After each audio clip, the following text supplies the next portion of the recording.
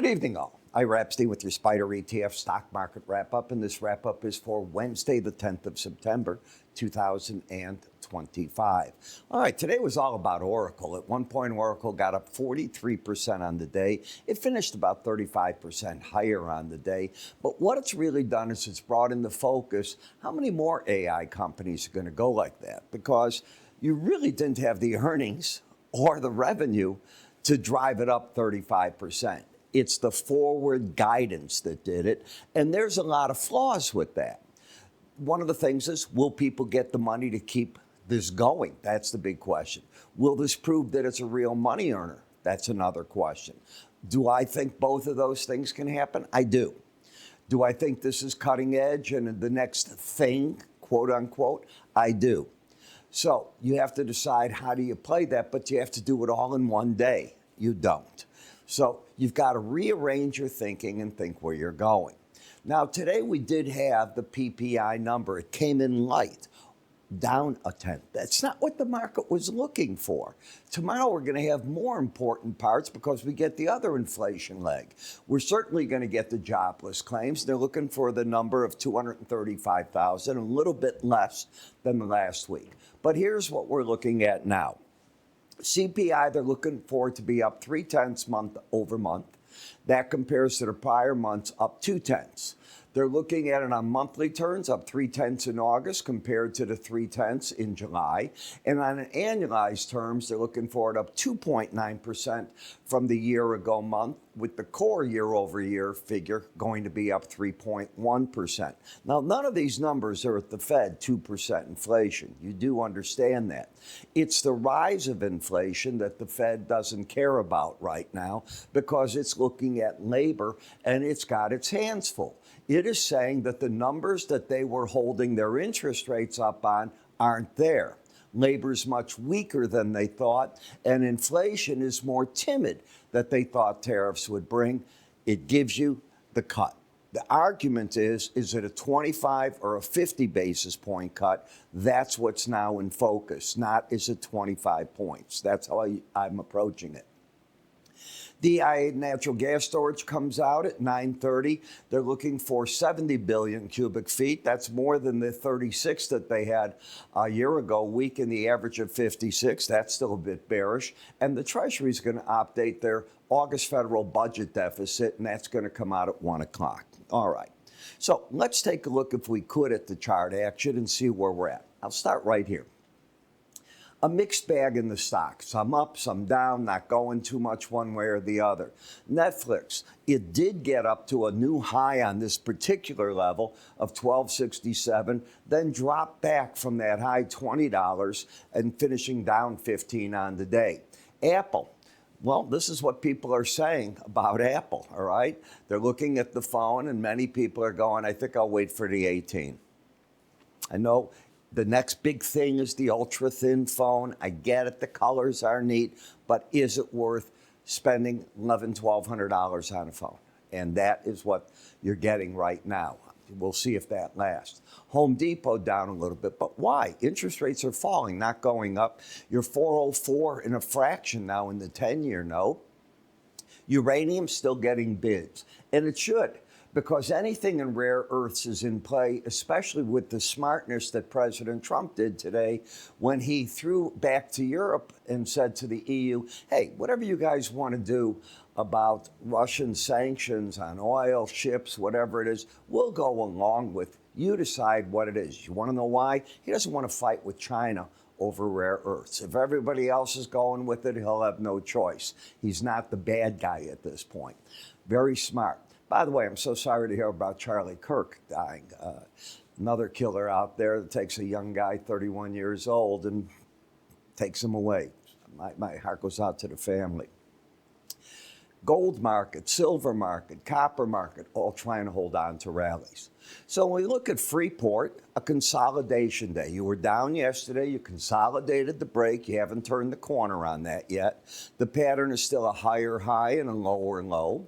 The market has held the first successful test of the 18-day average of closes. In FCX, as you can see, the market came up and fought back from the upper Bollinger Band. In other words, that was too much of a gain for the market, and momentum is turned down. I happen to think the market probably wants to play around that 18-day average to bottom out again. In Oklo, as I look at this, still to the upside, I can make an argument for it to hit the upper Bollinger Band. It's not overbought. I think the pros will nibble at the long side at 71.30, but I don't think they want to see it get under 69.55. In Netflix, we keep coming up into this 1267 zone, and we keep getting thrown back from the upper Bollinger Band. None of this is bearish, however. It's still friendly. Is the support back at the 18-day average, or is it going to consolidate around here, trying to mount another move? I think it's got to come down a little since it's so overbought. In UNH, you've now got 2 sessions over the upper Bollinger Band with an embedded reading. I would wait for the market to come back in, but look, you're about to get a crossover here where the 18-day average might get over the 100. Sorry, my back went out again there. In Home Depot, we have a higher high, lower low pattern. I don't see anything right there. In Robinhood, as we're looking at it, you can see the crazy ranges that you're getting in this market. And it got up to the Bollinger Band, a new high, and thrown back. Now they're coming out with the social media platform and other products that others have already, but they seem to do it better than a lot of them do that. In Tesla, backing off from the big gains we had, should the market take out the lows of Tuesday, then I can make an argument for it back to the 18-day average of closes. Joby, all I was looking for in this when you lost the bearish embedded reading was a challenge of the 18-day average. We got it, and it backed away from that trade. 1, 2, 3. It still lost the embedded reading, though.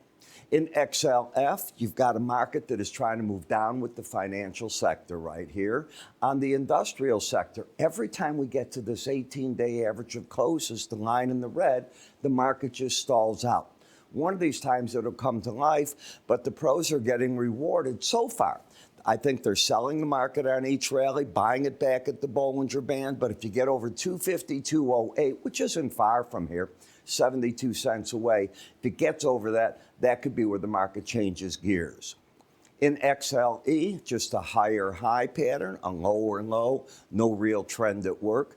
Gold, they tried the downside. They could do nothing with it. It came roaring back today. And as I told you, nothing grows to the sky. I warn traders, take some money off the table. I'm not giving up on the trade yet. In SLV, same thing.